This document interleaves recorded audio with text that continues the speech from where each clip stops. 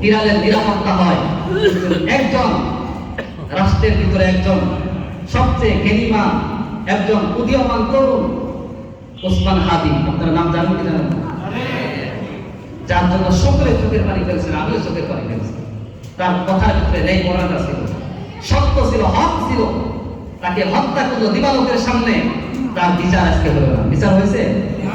খুনি কোথায় আছে সেটাও মানুষ জানে না, কিভাবে পলায়ন করলো সেটাও জানে না। আজকে যদি আমাদের দেশে এবং সমাজের ভিতরে, রাষ্ট্রের ভিতরে যদি ইনসাফ থাকতো, তাহলে একজন মানুষকে গুম করে মানুষের সামনে, দিবালোকের সামনে দিনের বেলায় কখনোই হত্যা করা যেতে পারতো না। কথা বলেন ঠিক কিনা? কারণ ইনসাফ নাই। ইনসাফ আছে?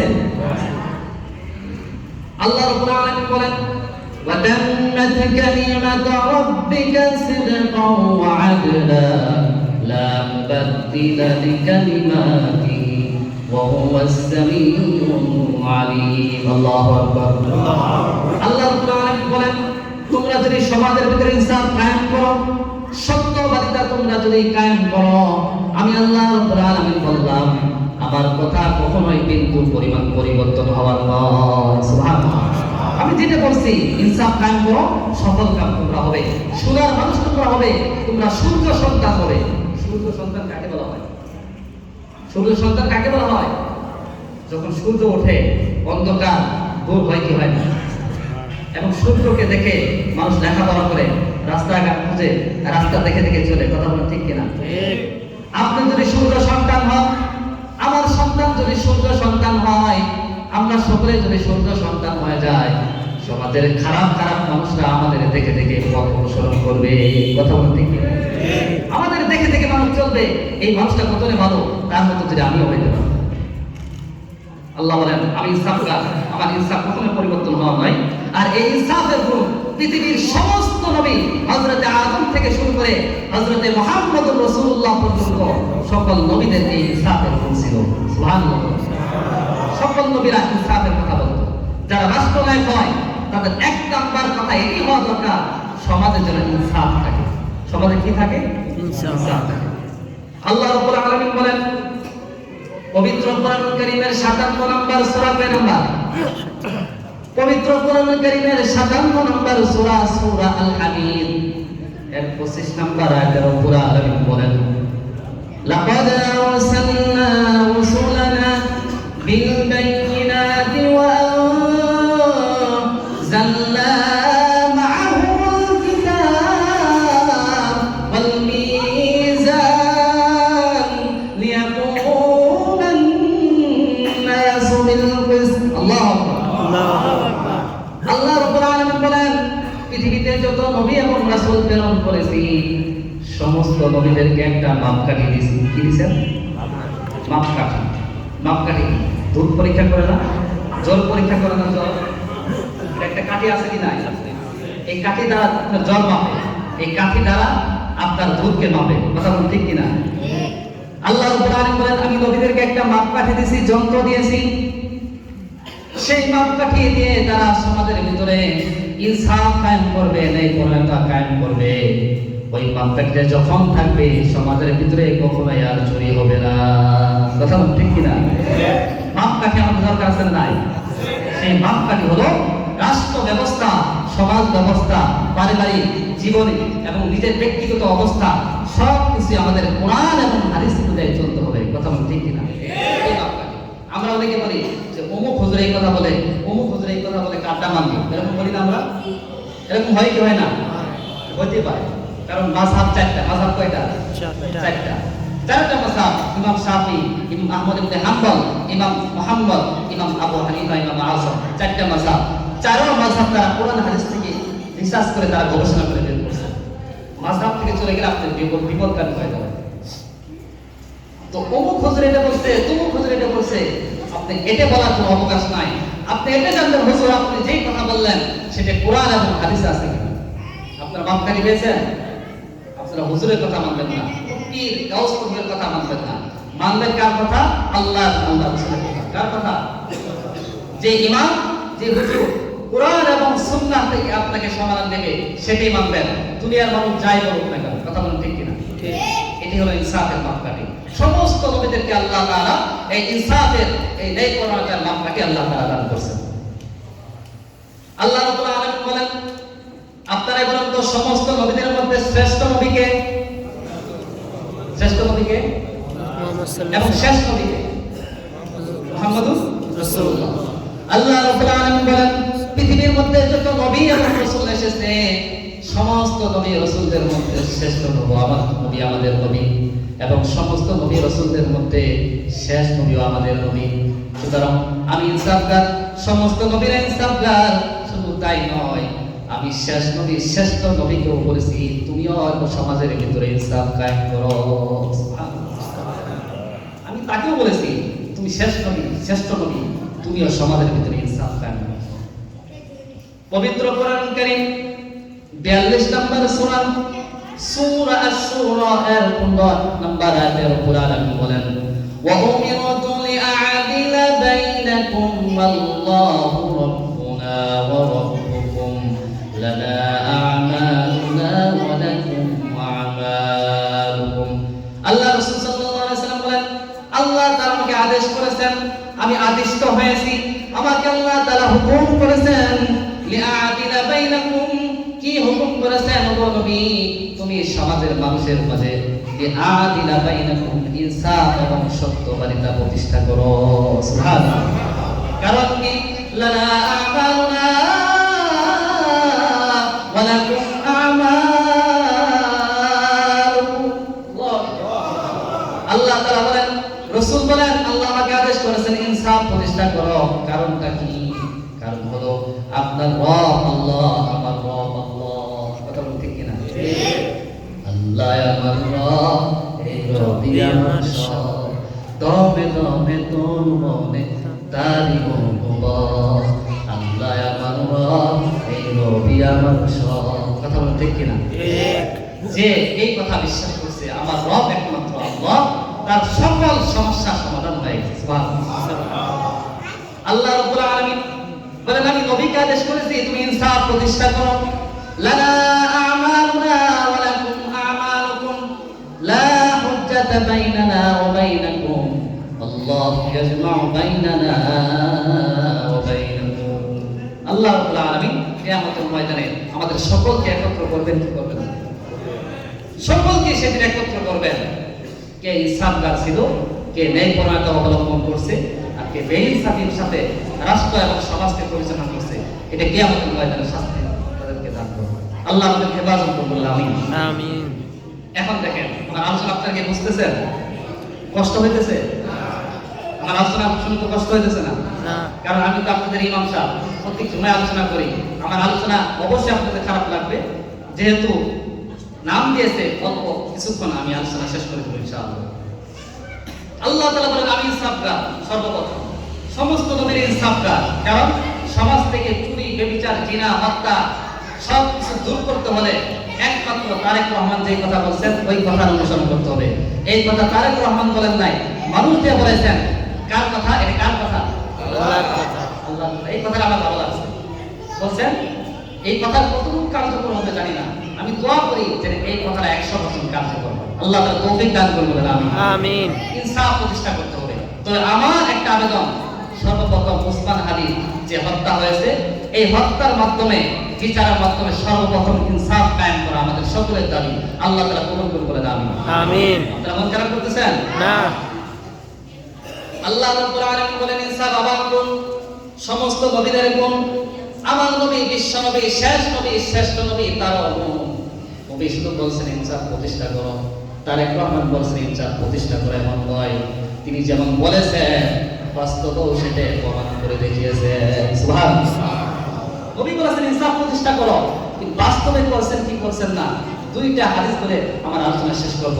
আপনারা মনোযোগ সহকারে শুনবেন তো ইনশাআল্লাহ? ইনশাআল্লাহ। তিনি বলেছেন ইনসাফ প্রতিষ্ঠা করো, প্রমাণ কি?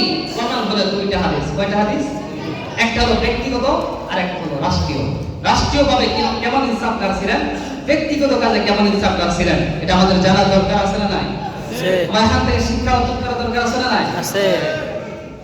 আমাদের একটা পুত্র কুরাইশ বংশ, এই নাম আমরা শুনছি কি শুনছি না? শুনছি। কুরাইশ। আরবের একটা গোত্র কুরাইশ বংশ, এই নাম আমরা শুনছি কি শুনছি না? শুনছি। কুরাইশ। এই নাম আপনারা শুনছি কি শুনছি না? শুনছি। কুরাইশ। আরবের একটা গোত্র কুরাইশ বংশ, এই নাম আপনারা শুনছি কি শুনছি না? শুনছি। কুরাইশ। কুরাইশ বংশের একটা গোত্রের নাম হলো খুজাইমা। কি গোত্র? খুজাইমা। নাম কি? খুজাইমা। খুজাইমা। কুরাইশ বংশের খুজাইমা বংশ অনেক বড় হয়, বাপ দাদা আদিকাল থেকে অনেক বড় বংশ হয়, পুত্রটা ছোট হয়। তো বংশের পুত্র হলো খুজাইমা। কুরাইশ বংশের খুজাইমা গোত্রের একটা সন্তান, কুরাইশ বংশের একটা সম্ভ্রান্ত একটা বংশ এই গোত্র। তো এই গোত্রের খুজাইমা গোত্রের একজন মহিলা চুরি করছে। কি করছে? চুরি করছে। তো চুরির শাস্তি কি? আমরা আগে বলেছিলাম চুরির শাস্তি হলো হাত কেটে দেওয়া। চুরির শাস্তি কি? হাত কেটে দেওয়া। তো ওই মহিলা চুরি করছে, খুজাইমা গোত্রের মহিলা। এখন তো এমন ব্যক্তি চুরি করছে, মনে করেন সমাজের ভিতরে কোন ব্যক্তি যদি আকাম করে, খারাপ কাজ করে, কথাটা যদিও খারাপ শোনা যায়, মানে খারাপ কাজ করে, তাহলে ওই ব্যক্তি যদি সম্ভ্রান্ত ফ্যামিলি হয়, জ্ঞানীগুলি হয়, তাহলে কিন্তু সে সমাজের সামনে মুখ দেখাতে পারে না। কথা ঠিক কিনা? সে চায় চেয়ারম্যান সাহেব, মেম্বার সাহেব, এমপি সাহেব, আপনার যত টাকা লাগবে বলেন, কিন্তু আমার মান সম্মান যেন না হারায়। কথা ঠিক কিনা? এটা কি খারাপ? এটা কি ভুল বলতেছি? না। ইমানদার দিনী ভাইরা আমার, কুরাইশ বংশের খুজাইমা গোত্রের মহিলা চুরি করছে। সমাজের মানুষ ভাবতেছে, পরিবারের মানুষ ভাবতেছে, হায় হায়, আমরা তো সম্ভ্রান্ত ফ্যামিলির লোক, আমাদের একটা সমাজের ভিতরে নাম ডাক আছে। এই মহিলা চুরি করলো। রাসূলুল্লাহ সাল্লাল্লাহু আলাইহি সাল্লাম পৃথিবীতে এখনো জীবিত আছেন, তার হাতকে যদি কেটে দেওয়া হয় তাহলে মানুষ তো আমাদেরকে থুতু নিক্ষেপ করবে। কথা বলেন ঠিক কিনা? মানুষ তো আমাদেরকে থুতু নিক্ষেপ করবে। এই বংশের লোক আর অমুক ব্যক্তি চুরি করলো, এরকম খারাপ কাজটা, আগাম কাজটা করলো, এটা তো মেনে নেওয়া যায় না। সে এমন অবস্থা, এমনও হয় সে দেশ ছেড়ে অন্য দেশে চলে যায়। এরকম ঘটনা আমার কাছে আছে। এই দিকের মানুষ আমাকে বলছে যে হুজুর থাকতে পারলাম না, কেন? যে এরকম একটা অপবাদ পেয়েছে, দেশে আর থাকতে পারলাম না, চলে গেল। এরকম আমার কাছে টেলিফোন আসছে। খারাপ কাজ, কারণ সম্ভ্রান্ত ব্যক্তি নাম ডাক আছে, যে খারাপ কাজ করছে তার চলে যেতেই হবে। মুসলমান ইমানদার দিনী ভাইরা আমার, মনোযোগ সহকারে শুনুন। বংশের নাম কি? কুরাইশ বংশ। বংশের নাম কি? কুরাইশ। কুরাইশ বংশের খুজাইমা গোত্রের সম্ভ্রান্ত ফ্যামিলির একজন মহিলা চুরি করছে। ফ্যামিলির লোকরা ভাবতেছে, আয় হায়, তাকে যদি শাস্তি হাত কেটে দেওয়া হয় তাহলে সমাজের মানুষের সামনে আমরা মুখ কিভাবে দেখাবো? রাসূলুল্লাহ সাল্লাল্লাহু আলাইহি ওয়াসাল্লাম জীবিত আছেন, তার বিচার হবে জনসাধারণ সম্মুখে, তার বিচার হবে, তার হাত কেটে দেওয়া হবে। কিন্তু তারা ভাবতেছেন এই শাস্তি থেকে কিভাবে তাকে রক্ষা করা যায়। এরকম আমরা সমাজের ভিতরে করি কি করি না? করি। বললাম তো আগে, যত টাকা লাগে যেন আমাদের মানহানি না হয়, এরকম আমরা করি কি করি না? করি। ওই বংশের লোকেরাও তেমনই করতেছে, যে যেই কথা হোক তার হাতকে যেন না কাটা হয়, কেউ যেন না জানে। চুরি তো করছে, কেউ যেন না জানে। কি করা যায়? রাসূলের কাছে সুপারিশ করা যায়। রাসূলের কাছে কাকে সুপারিশ করাবো, কার মাধ্যমে সুপারিশ করাবো? রাসূল কাকে বেশি ভালোবাসেন? এই জন্য আমরা যখন একজন মেম্বার, চেয়ারম্যান, এমপির কাছে যাই, সর্বপ্রথম খুঁজি ওই এমপি বড় লোকের সাথে কার সম্পর্কটা বেশি। কথা বল ঠিক কিনা? তার সাথে সম্পর্ক, লিঙ্কটা কার বেশি, তাকে ধরতে হবে। এরকম হয় না? হয়। খুজাইমা গোত্রের ওই সম্ভ্রান্ত ফ্যামিলির লোকেরা ভাবলো কাকে ধরা যায়, কারণ রাসূলুল্লাহ সাল্লাল্লাহু আলাইহি সাল্লামের সবচেয়ে কাছের এবং মহব্বতের মানুষ ছিল, তার নাম হলো হযরতে যায়েদ বিন উসামা বিন যায়েদ রাদিয়াল্লাহু তাআলা। সুবহানাল্লাহ। তার নাম হলো উসামা। তার নাম কি? উসামা। হযরত রাসূলুল্লাহ সাল্লাল্লাহু আলাইহি ওয়াসাল্লাম পালক সন্তান হযরত যায়েদ। তো পালক সন্তান আবার কিভাবে হলো? এই দিকে যদি যাই আমার আলোচনা অন্যদিকে চলে যাবে, সেই দিকে যাব না। আমি জুমার ভিতরে অন্যদিন আলোচনা করব ইনশাআল্লাহ। হুজুরের সবচেয়ে কাছের ব্যক্তি হলো হযরত উসামা। নাম কি? হযরত উসামা। পালক সন্তানের ছেলে, তার মানে নাতি। কথা বল ঠিক কিনা? যাকে বলা হয় হিব্বু রাসূলিল্লাহি সাল্লাল্লাহু আলাইহি ওয়াসাল্লাম। সমাজের লোকজন আসছে, ও উসামা, আমাদের এই মহিলা চুরি করছে, তুমি নবীর কাছে সুপারিশ করো। তোমার তো কাছের মানুষ, তোমার নানা হয়, তোমার দাদা হয়, তুমি নবীর কাছে সুপারিশ করো যেন এই মহিলাকে যেন শাস্তি না দেওয়া হয়, কারণ আমরা মানহানি হবে, আমরা অসম্মানিত হব। রাসূলুল্লাহ সাল্লাল্লাহু আলাইহি সাল্লাম বসা ছিলেন। এই কথা যখন যায়েদ উসামা রাদিয়াল্লাহু তাআলা নবীজির কাছে আসছেন, নবীজির কাছে আসার পর বলছেন, ও আল্লাহর নবী, এই মহিলাটা চুরি করছে, তাকে আপনি মাফ করে দেন। সুবহানাল্লাহ। এই কথা ওই ব্যক্তি বলতে পারবে যে নবীর কাছে সবচেয়ে বেশি প্রিয়। রাসূলুল্লাহ সাল্লাল্লাহু আলাইহি সাল্লাম একটা মজলিসের ভিতরে বসা ছিলেন। যখন উসামা রাদিয়াল্লাহু তাআলা বললেন, ও আল্লাহর নবী, মহিলাকে আপনি মাফ করে দেন, তার হাত কেটে দাগ কাটা হয়। রাসূলুল্লাহ সাল্লাল্লাহু আলাইহি সাল্লাম বসা অবস্থা থেকে রাগে রাগান্বিত হয়ে দাঁড়িয়ে গেলেন। সুবহানাল্লাহ, রাগ হয়ে দাঁড়িয়ে গেলেন এবং কি বললেন, তাসফাউ ফি হাদ্দিন মিন হুদুদিল্লাহ। ও উসামা, তুমি কার ব্যাপারে সুপারিশ করতে আসছো? আতাসফাউ ফি হাদ্দিন মিন হুদুদিল্লাহ, এমন একটা বিচার সম্পর্কে তুমি সুপারিশ করতে আসছো, এই বিচারের শাস্তি আমি দিব না। এই বিচারে কি শাস্তি হবে এর বিধান আল্লাহ রাব্বুল আলামিন আমাকে আগে জানিয়েছেন। সুবহানাল্লাহ, সুপারিশ করতে আসছো, কখনোই মানা সম্ভব না। রাসূলুল্লাহ সাল্লাল্লাহু আলাইহি ওয়াসাল্লাম দাঁড়ায় গেলেন, রাগান্বিত হয়ে গেলেন, বললেন, ও উসামা, তুমি এই মহিলার ব্যাপারে সুপারিশ করতে আসছো, কিন্তু তুমি জানো না, একটা কথা কান খুলে শুনে রাখো। রাসূলুল্লাহ সাল্লাল্লাহু আলাইহি ওয়াসাল্লাম বললেন, লাউ আন্না ফাতিমাতা বিনতা মুহাম্মাদিন সাল্লাল্লাহু আলাইহি ওয়াসাল্লাম সারাকাত লাকাতআতু ইয়াদাহা। আল্লাহু আকবার। ও উসামা, লাউ আন্না, আল্লাহর শপথ, আল্লাহর কসম, লাউ আন্না ফাতিমাতা বিনতে মুহাম্মদ, আমি আমার মুহাম্মাদের কন্যা, আমার কন্যা ফাতিমা রাদিয়াল্লাহু তাআলা যদি চুরি করে, সারাকাত লাকাতআতু ইয়াদাহা, আমার কন্যা ফাতিমার হাতকে কাটতে আমি এক মুহূর্ত দেরি করব না। সুবহানাল্লাহ। আবু সামা, তুমি সুপারিশ করতে আসো এই মহিলার ব্যাপারে, আমার কন্যা যদি ফাতিমা চুরি করে, তার হাতকে আমি সঙ্গে সঙ্গে কেটে দেব, কারণ এই বিধানটা আল্লাহ। ওয়াস-সারিকু ওয়াস-সারিকাতু ফাকতাউ আইদিয়াহুমা জাযাআন বিমা কাসাবা নাকালাম মিনাল্লাহ। একমাত্র শাস্তি তার হাত কেটে দেওয়া হয়। কার বিধান? আল্লাহর। এটা রাষ্ট্রীয় বিধান। কিসের বিধান? রাষ্ট্রীয় বিধান। রাষ্ট্রীয় বিধান হলো চুরি করলে ইনসাফের সাথে তার হাত কেটে দেওয়া। এরকম যদি আমাদের সমাজের ভিতরে, দেশের ভিতরে হয়, চুর থাকবে, মসজিদ খোলা থাকবে, মাইক চুরি হবে, মসজিদ খোলা থাকবে, এমন হয় 10 টাকা দামের একটা সুইচ বাতি এটাও নাকি চুরি হয়ে যায়। এবং যেখানে মানুষ কবরস্থানে গুরুস্থানে শুয়ে থাকে, সেখান থেকেও দান বাক্স থেকে তালা ভেঙে চুরি হয়। কথা ঠিক কিনা? মানুষের ঈমান কোথায়? ইনসাফ না। আজকে যদি সবার ঐক্যবদ্ধ হয়, আমাদের সমাজের ভিতরে যদি একটা নেশাখোর পাওয়া যায়, একটা চুর যদি পাওয়া যায়, একটা ডাকাত যদি পাওয়া যায়, সমাজের সামনে তাকে হাত লাগানো হবে, সমাজের সামনে তাকে বিচার করতে হবে। এরকম যদি একটা চুরকে বিচার করে, আগামীকাল থেকে আর চুর খুঁজে পাওয়া যাবে না। কথা বলুন ঠিক কিনা? কারণ আমাদের ইনসাফ নাই, নবীর আদর্শ নাই, আল্লাহর হুকুম, আল্লাহর বিধান আমাদের ভিতরে নাই। এটা হলো রাষ্ট্রীয় বিধান। কিসের বিধান? রাষ্ট্রীয় বিধানের ক্ষেত্রে নবী ইনসাফ করছেন। এখন শুনবো নবীজির ব্যক্তিগত কাজ, পারিবারিক কাজ, ব্যক্তিগত কাজে নবীজির ইনসাফ এবং ন্যায়পরায়ণতা, সত্যবাদিতা কেমন ছিল, এটা আমাদের জানা দরকার আছে না নাই? আছে। এই কথাগুলো আমি শেষ করব।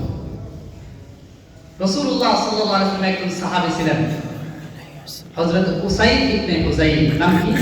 উসাইদ ইবনে। বলেন, রাসূলের নাম কি? সাহাবীর নাম হযরত উসাইদ ইবনে হুযাইর। যদি এগুলো সাহাবীর নাম আমরা শুনি নাই, কিন্তু এগুলো আমাদের শোনা দরকার, ইতিহাস পড়া দরকার।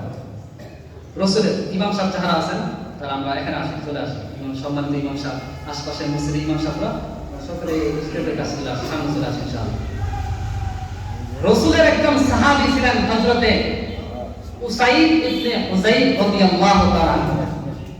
রাসূলের এই সাহাবী সব সময় হাসি মজা করতেন। সুবহানাল্লাহ।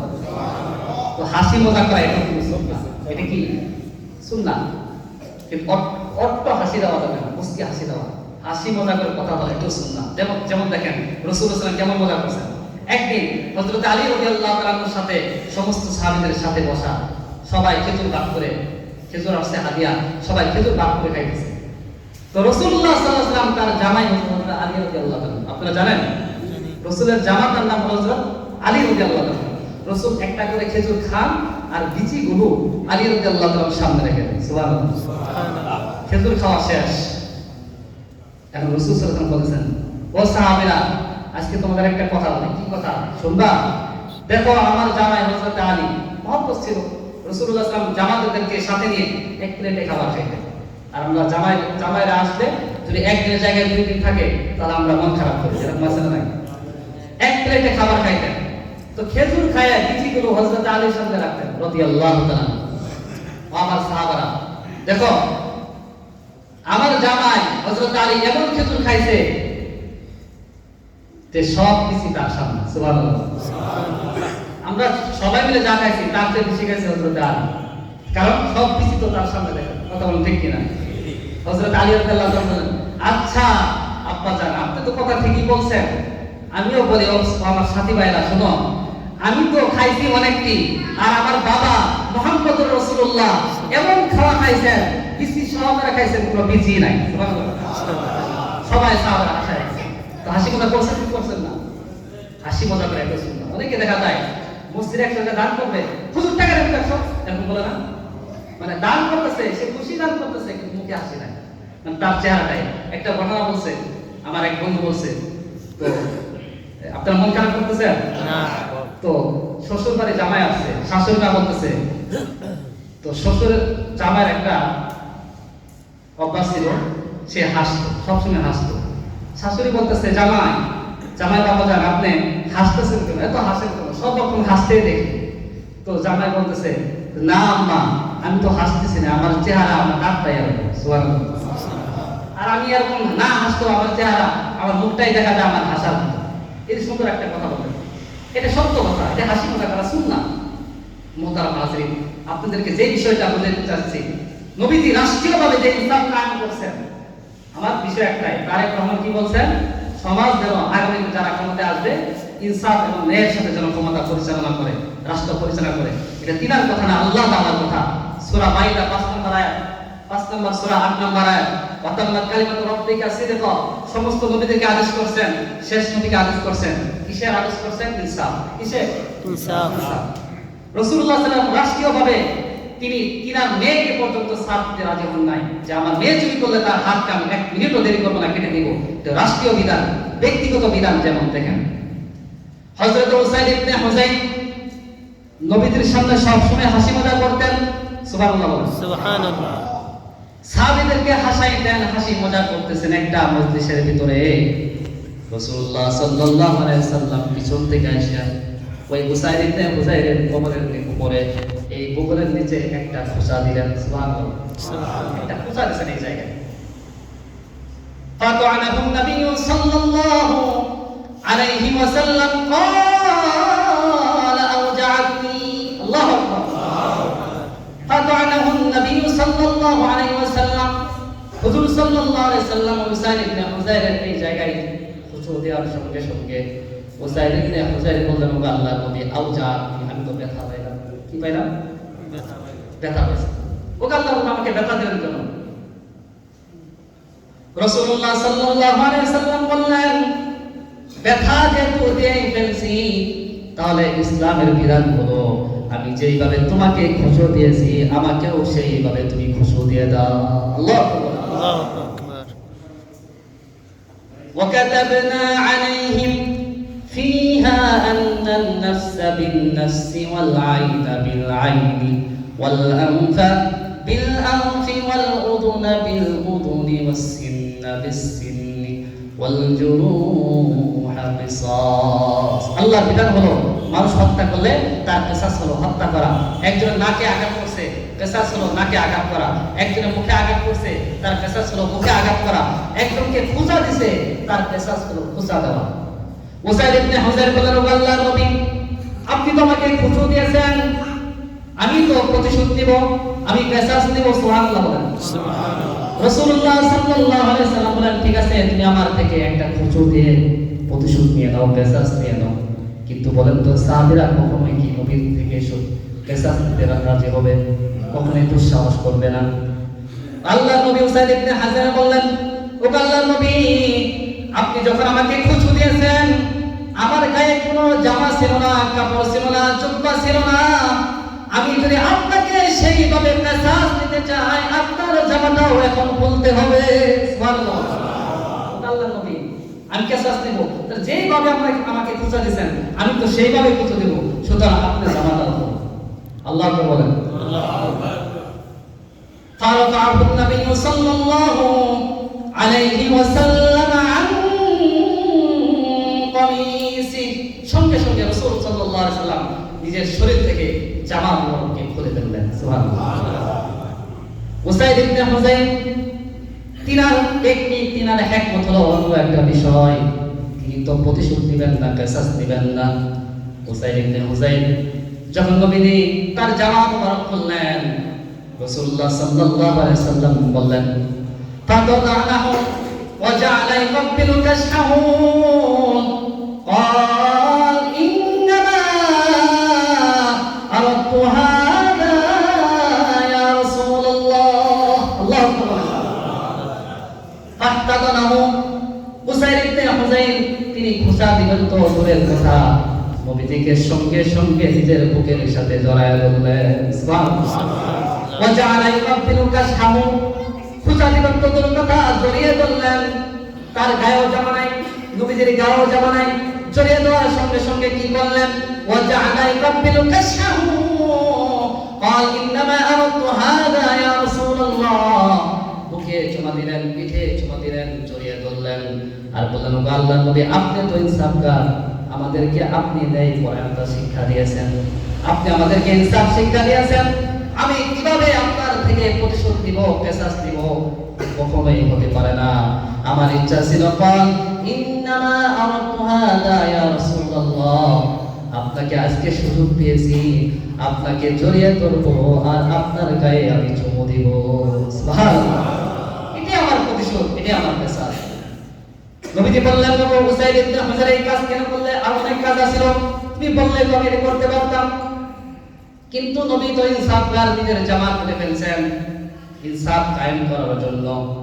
উসাইদ ইবনে হুযাইর বললেন, ও আল্লাহর নবী, কাল কিয়ামতের ময়দানে যখন আমার কোনো আমল কাজে আসবে না, আমি যদি বিন্দু পরিমাণ, জাররা পরিমাণ ঈমান নিয়ে কবরে যাইতে পারি, আল্লাহ চাহে তো আপনাকে মহব্বত করার কারণে, আমার দেহ মুবারক, আমার দেহটা আপনার দেহ মুবারকের সাথে লাগার কারণে, আপনাকে চুমু দেওয়ার কারণে, আপনাকে স্পর্শ করার কারণে কিয়ামতের ময়দানে কোনো আমল যদি কবুল না হয়, আমি আল্লাহকে বলবো, আল্লাহ আপনার হাবিবের সাথে একদিন জড়িয়ে ধরেছিলাম, একদিন আপনার হাবিবকে চুমু দিয়েছিলাম, আপনি আমাকে জাহান্নাম থেকে রক্ষা করুন। সুবহানাল্লাহ।